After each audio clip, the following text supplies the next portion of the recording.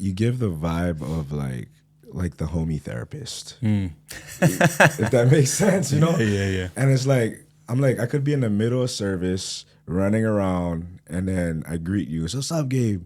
How you doing? And then you just give me the, how you doing? And I'll be like, I kind of just, Yeah. well, Gabe, you know, I kind of had a hard week. Yeah. And then everybody, okay, sorry, let's talk about this later. And then boom, back bouncing off the walls. Is it because you know what trauma's like? Yeah. Yeah. Because, you know, you always walk around with a smile. You always have a calm demeanor. But I've always had the intuition that there's a lot more to Gabe, and there has to be a lot of layers. There seems like there's something inside of you that you hold that I would say is very heavy on your heart. Yeah. Am I right? Yeah. Shoot, where do I start? Wherever you want, man. This is Taisei Discovers. Nobody's telling us what to do. Yeah. You know? Well,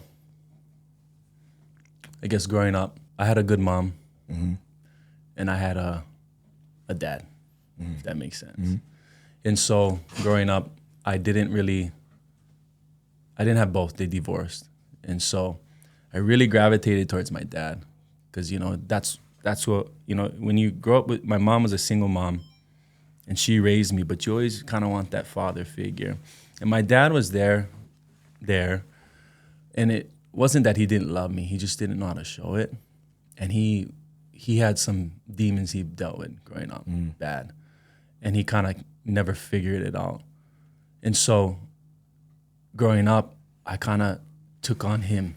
Like I wanted to be like him. And I took on his I don't want to dog him, but like I took on his negative attributes, which made me angry, mad, confused, didn't know how to really, I guess, express myself in a positive way. But I had my mom as the foundational person.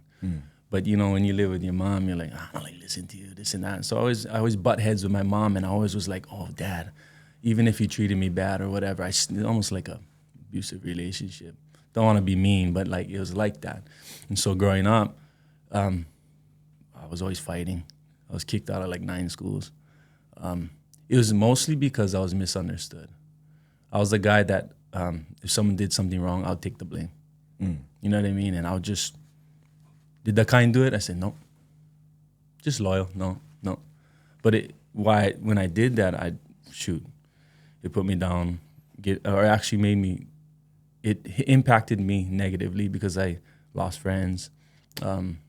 It took pieces of my heart. You know, when you're loyal to somebody who isn't loyal back, and just, so my whole life, slowly, everything was being taken away. And there was a point when I got older that it got really destructive, and I started hanging out with the wrong people. And I started doing drugs, like heavy drugs. And then I started to, how do I say this? I'll get in trouble. I'll be like a strong arm kind of guy. And I let my anger control who I was. But I was very fearful. But I would put on a front that I'm this tough guy and this and that. But when I think about it now and I look back, I was just very scared. And so I had to put on this persona of tough. And I wasn't the guy that smiled all the time. But the thing is the people that knew me knew like the real Gabe, but I was putting this front on because I was trying to protect myself. So going through all these things, it led me to a dark place where I tried committing suicide. Crazy. And that's somebody that I'm not. But because I allowed all these things to take over my life and I didn't deal with the things that I was going through. When you do drugs and you start doing all these things, you're adding layers and layers and layers. That's probably why I have a lot of layers. But I'm adding negative layers and layers. And the more layers that you put, the more your real self is down here and all your layers are up here, right? And so when I tried committing suicide, I was actually talking to the devil. I know this might be heavy, but Go ahead. I was talking to the devil, and I could physically hear him talking to me. Just do it. Go to the kind, grab the rope, do your thing, heavy stuff. And when I went to go do it, it felt like because it was instant regret. I was doing it over fear and sadness. and I was just fed up. But what had happened is that when I stepped off, and right when I was like, oh shoot, what am I doing? And it felt like too late, and it felt like, you know, the Hulk. It felt like one big hand just went whack and pulled. You know, when you have a ceiling fan, you have the metal brace on it. It ripped off. Wow. Hit me in my head. I fell on my knees. I started crying, you know. But from that day on, it's funny, I still never woke up. But what had happened is that, I know this is like a rabbit hole, but what had happened is that God started putting people in my life to turn me around. And that one person is my wife. So what had happened is that I met her in a bad time, because you attract who you are, right? Yeah. Partying, you find one cute girl, you think she's cute, she's playing hard to get. I'm like, well, I'm gonna get you. Yeah. And then it got serious, and I had to deal with my demons. And as I dealt with them, all those layers that I had started coming off. Yeah. It started shedding off, and I was getting closer to who I was. But the thing is that God didn't want me to be that old person. He wanted me to be a new person. Yeah. Right? So as it's all coming off, I met God again, you know, because like I said, my mom was my foundation, and I didn't realize it at the time.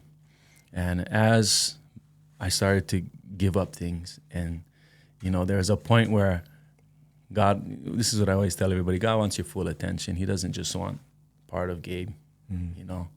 It says in the Bible, I'd rather you hot or cold. If you're lukewarm, I'll spit you out of my mouth, right? And so my whole life I was like, just going to be cold then.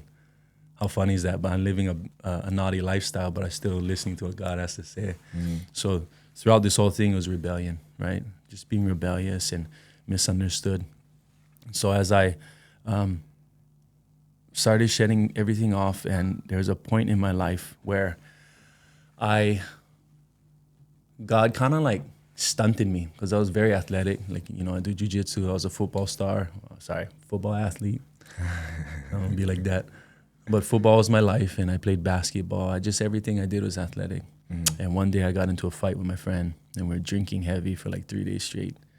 And got into a fight. He tried tackling me. I sprawled, and I cut the back of my Achilles off. Wow. And I lost my Achilles. And it's almost like God was like, boop, I'm saving you. And so right when that happened, my wife, my fiance at the time, I'm sitting in, I'm gonna say his name, Johnny Sweet. Close friend. Yeah, close friend. We're sitting inside the ER, and me and him crying. He's crying, and he's like, "I'm so sorry." And my fiance comes in. That was the guy that tackled you? Yeah. The gorilla. Johnny Sweet. Yeah. Damn. So we're all fighting. It looked like two gorillas, you know. But I sprawled, whatever, cut my Achilles. I'm inside the hospital. And my fiance comes in, and she's like, grabs the ring. She's like, if you don't get your stuff together, we're done. And me and Johnny go, look at each other like, oh, bro, you got to change, bro. And so from that day on, that's when I kind of like, I stopped drinking. I stopped doing drugs. And I started to see like my life get better. But the funny thing is you reap what you sow. So all that stuff that I sowed into negative things and this and that, I had to deal with all those consequences. So I couldn't think. My mind was off. I couldn't remember. I couldn't talk, because what I did was I cold turkeyed. I didn't take, you know, how people wean off things. I cold turkey, so I couldn't think, and I was like in a foggy haze, and I was emotional and depressed and this and that. But, you know, God put people and even medications, not like crazy stuff, but just God made everything to help out. And so what had happened is He put the right people and the right things in my life to get my head right. And when I did that, and I sobered up and I got my life right, those 15, 16 years of me just sad and this and that, when I flipped my life over to Christ, 2 years was the most growth I ever had in my whole life. I got married. I had my first child. I went on tour with Sammy J. I traveled across the world.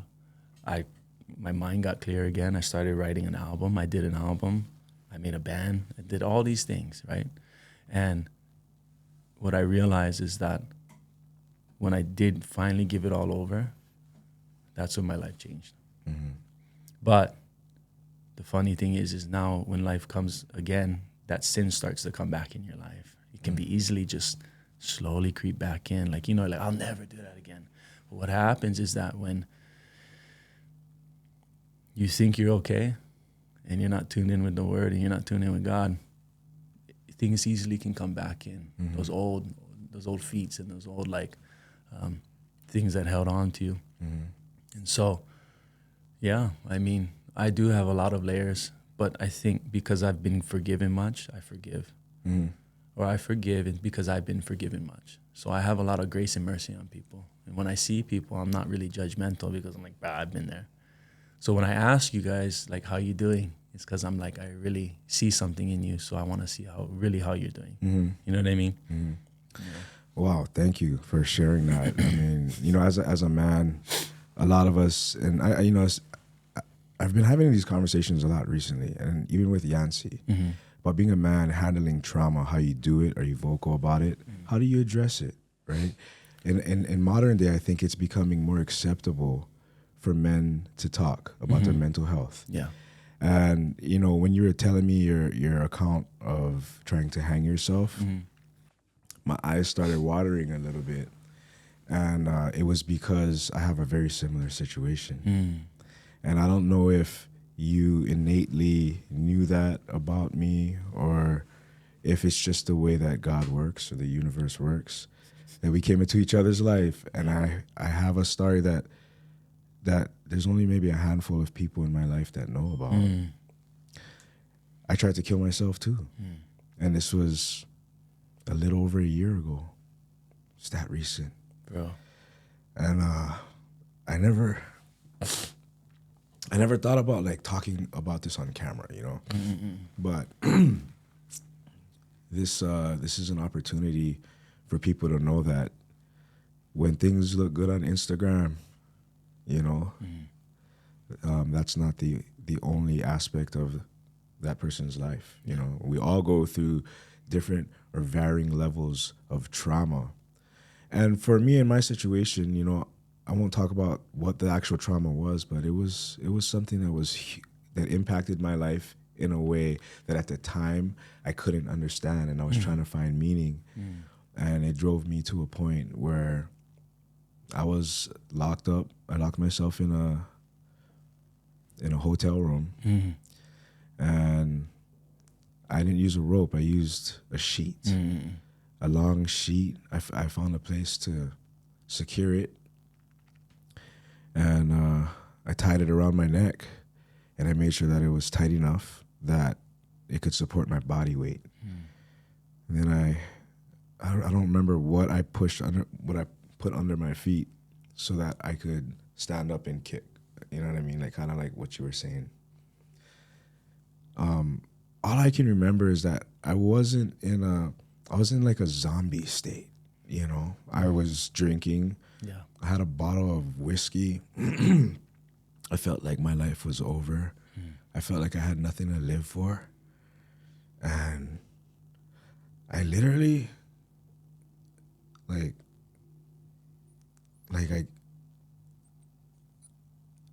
obviously didn't secure it tight enough. And maybe that was me doing that on purpose. Maybe I was just going through the motions.